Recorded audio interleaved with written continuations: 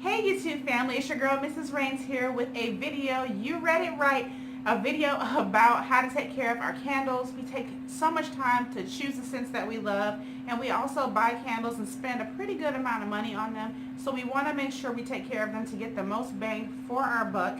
And I'm all about saving your coins and getting the most bang for your buck. So the first thing I'm going to talk about is candle storage. You want to store your candles in a cool and dry location to prevent premature melt.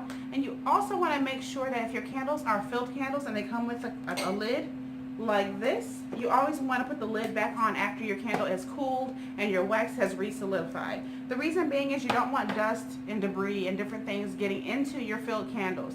If you've got a pillar candle like this one that does come with a lid, consider covering them with aluminum foil or wax paper or something like that. If you want something prettier, obviously you can use a prettier cloth and then maybe tie a ribbon around it to be more decorative. Totally up to you, but you really just don't want anything ruining the integrity of your candle to get the maximum burn time. The second thing I want to talk to you about is wick trimming. I know. I don't remember. I forget. I don't have the proper tools. Invest in the tools. I promise you it's worth it. You do not want to lower your burn time because of inefficient burning. You get inefficient burning, you get uneven burn, you get wax ridges, you get all kinds of things, just problems from not trimming the wick.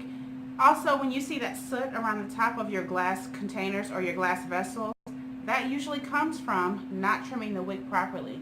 Most experts will say you want to trim anywhere between 3 millimeters and 5 millimeters, but really you'll be able to eyeball it and tell how much of the wick truly needs to be trimmed.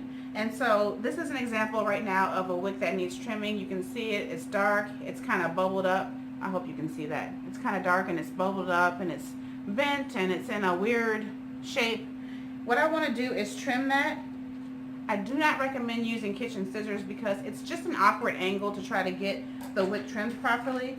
I truly recommend you spend a few dollars and get yourself a wick trimmer. You can find these online. You can find these on Amazon. This particular one came from Yankee Candle Company, and I think they're about 10 bucks, but I promise you if you spend $5 to $10 on candles anyway, this will pay for itself after a few uses. And so all you want to do is make sure you get a proper angle. I don't know if you can see that.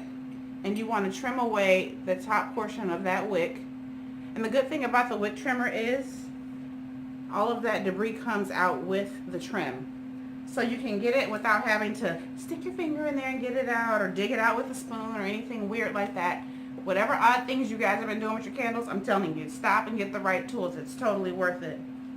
The next thing I want to talk about is keeping your candles clean. So I talked about keeping covered candles covered, but let's say you have a pillar candle and let's say after this video you realize I have soot all over the glass inside of my candle that really should not be there. The problem with soot deposit is it attracts more and more as you burn the candle. So what you definitely want to do is take a paper towel, just a white paper towel, and wipe the inside of the container. Now sometimes you won't even be able to see the soot. It'll look fairly clean to you, but I promise you there is soot there.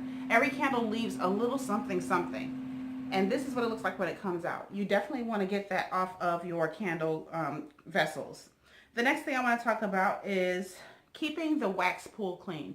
We never think about doing that because we just let the candles burn and kind of walk away. But when you see that layer of wax that's melted, you definitely want to make sure that's clean of debris. Nothing falls in there. Excuse me, because that promotes a whole different issue of keeping things out of there that don't belong. When you see that rise in flame or flicker, a lot of times something that's flammable has made its way into your candle wax. The last thing I want to talk about is candle safety. Now, this kind of falls into that weird area between keeping your candles efficient and that weird area of keeping yourself safe. Not weird area, but I should say it kind of falls in the lap of both of those things. And the reason I say that is because typically if you have a candle and you go to blow it out, wax goes everywhere. It's unavoidable. It's all over the side of your vessel. Sometimes if you're burning something in a hurricane, you get wax all over the place, and those things can be notoriously difficult to go reach in and scrape wax off the edges. You also have a problem of if you're blowing a candle out and somebody is on the other side of that candle, they could get hot wax in their face, their eyes, their hair, anything like that, and you want to avoid that. So take, like I said, a few dollars. You can probably get this on Amazon as an add-on item.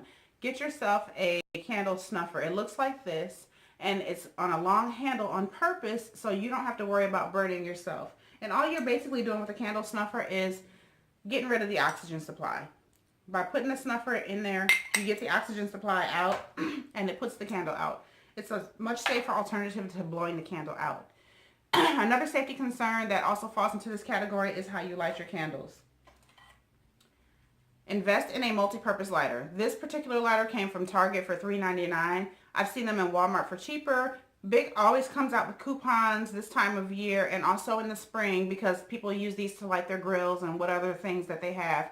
But you want something with a long handle. And the reason I say that is your typical store-bought lighter is only going to be good for use with a pillar candle because you can do that without burning yourself. But if you get a candle that's like this, that's burned all the way down to the bottom of this glass, by lighting it and trying to get your hand in there, you are inevitably going to burn your fingernail or burn your finger. It's just not worth it. Your fingers are important to you. You need them. Believe it or not, you use your hands more than any other part of your body if you're a hard worker especially. So you want to invest in a multi-purpose lighter so you can light that wick without burning yourself or hurting others, obviously. So what you want to do is invest in the proper tools because that way you can make sure your candles are getting the most life.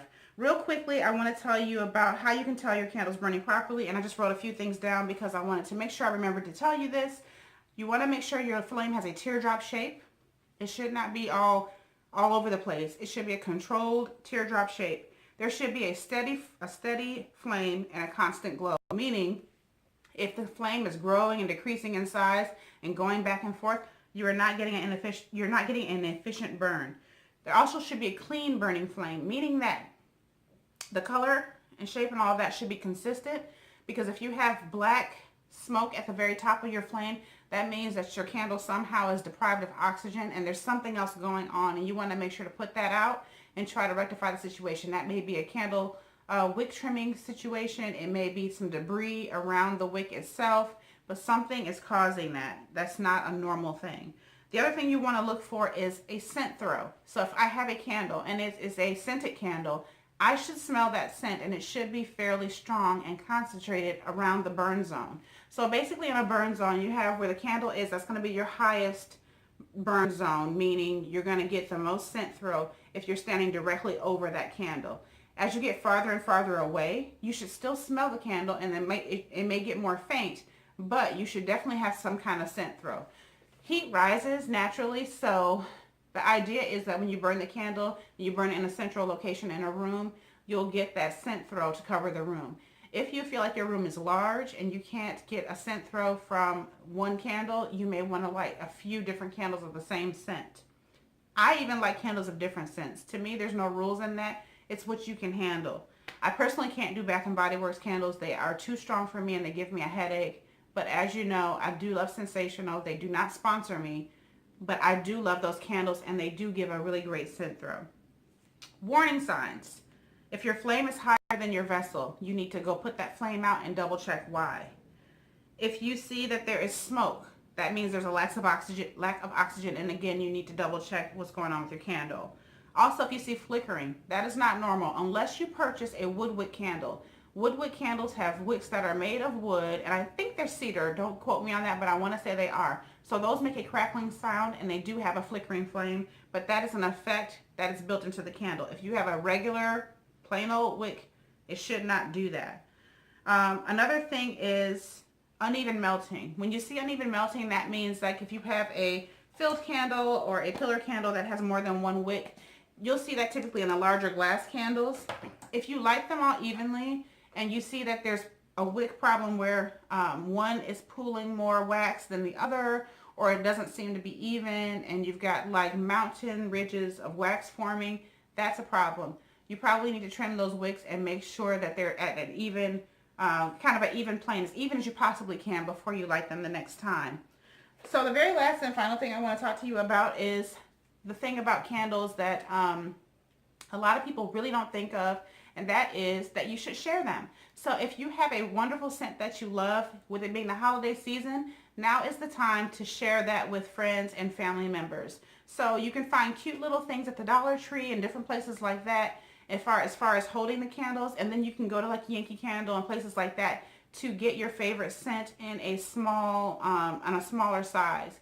A lot of times what people do is they take, you know, what you can do is take the dollar store item and then place your scented candle from your favorite store in there, because you want to share the scent that you love the most. So that is all I have for you. Those are my tips and tricks to keeping your candles for a long period of time. I hope you enjoyed this video. Put God at the head of all you do, and I'll see you on the next one.